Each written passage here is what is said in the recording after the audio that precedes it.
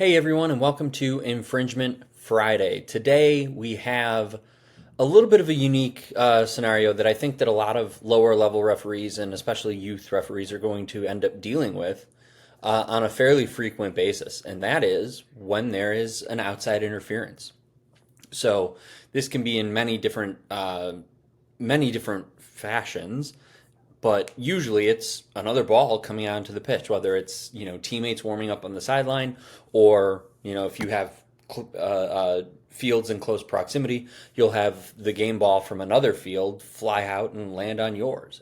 How do we handle that? And what are the things that we can do when we need to do them, right?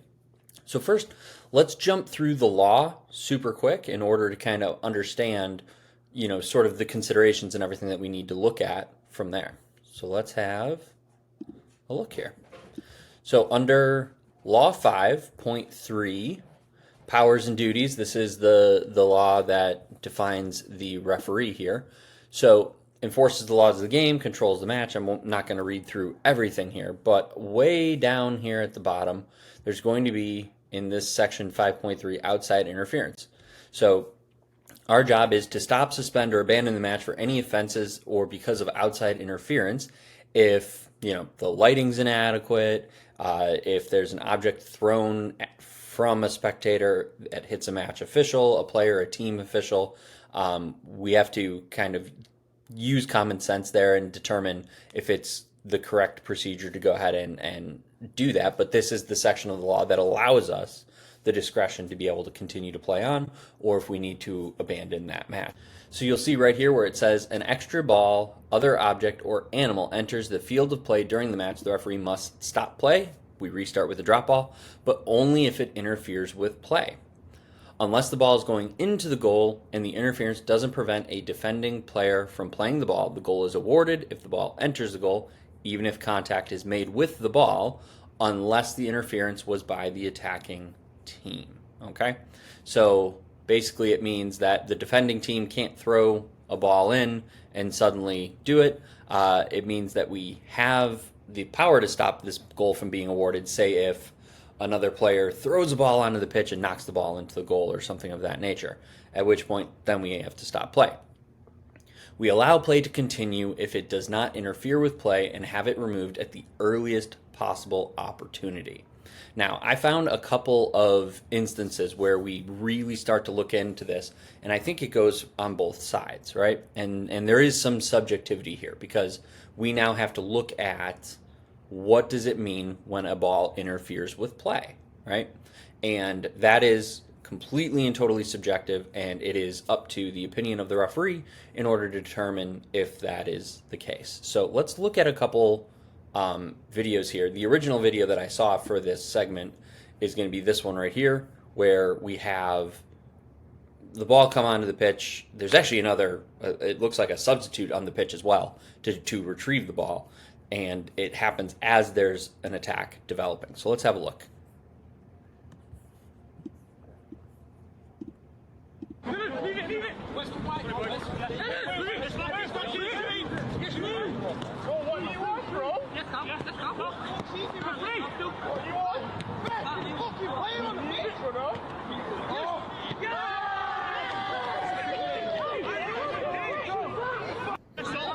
Let's watch this a little bit closer, right? So the attacker, you're going to notice, balls are in close proximity here. We have the one ball being played here. He runs completely by the ball. So he's not engaging in that ball. That ball is not interfering in play in this moment. So now we see the attacker play it. Now a defender kicks it back, and we have this guy right here who looks to either be a substitute warming up on another field. We obviously see more fields or more pitches in this area, right?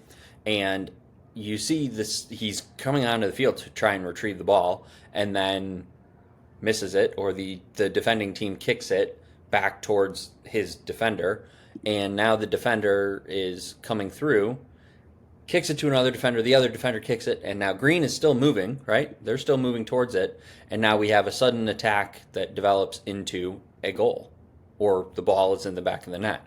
So should we have disallowed and stopped play, or do we allow this to come through? Because right now, I don't really see this ball affecting play until the defending team, you see number 77, kicks it back at number 5, and essentially it does take 5 out of the game, but is it because the defending team was doing the interference or whatnot? Easily could have just left that ball alone and continued on without a problem. So is it interfering? Is the attacking team the one who's kind of coming through here? I'm of two minds, but I think this is a good goal. I don't see this ball as being fully interfering to the spirit of the game, or having an issue where, the defending team is clearly trying to maybe manufacture an issue where there is a potential question mark here because the defending team plays the ball back to his own teammate, who then kind of takes him out of the play. So there's going to be another sequence here now that is going to be really relevant, in my opinion, where there's another ball on the pitch. We have an attacking team going through, and they are attempting to obviously get into a goal scoring opportunity. Now, this is a little different, where the ball in the previous clip is well outside the 18. In this instance, the ball is actually sitting inside the penalty area, inside the 18-yard area.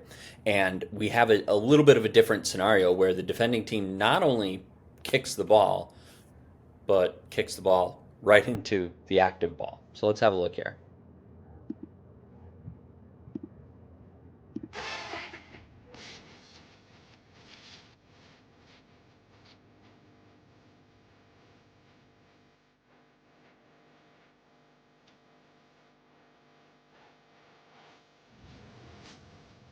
So in this sequence, we obviously have the defending team kicking the ball that's on the field into the active ball that is going in, that is in the attacker's possession, in order to disrupt the goal scoring opportunity here.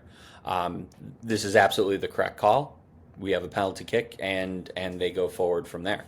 But in this instance, I think this one is more directly, obviously it's interfering in play because the defending team has kicked an outside object, the non-game ball, as it were, at the ball in the attacking team's possession.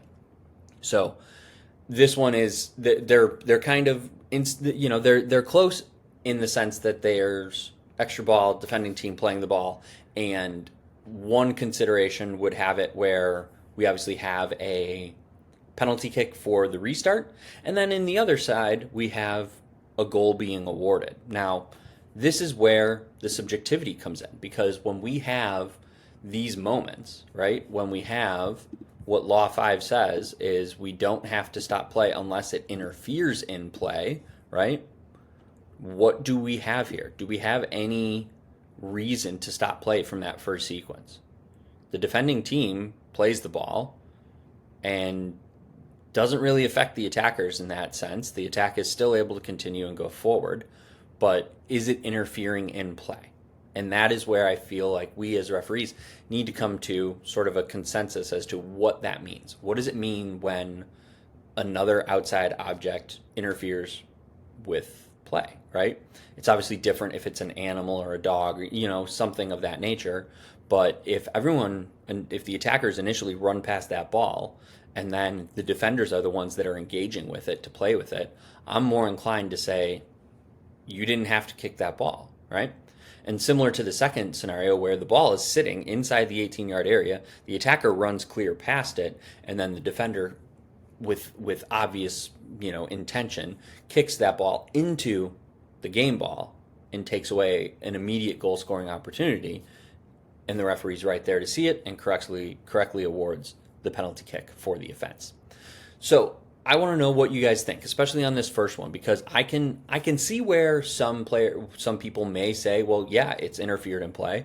The defenders kicked that ball, whether it's intention or not, or deliberate or not, is not really up for debate, in my opinion. He deliberately kicks that ball to his teammate, but is that enough to say to stop an attack for the attacking team when the attacking team has run right by that ball anyway?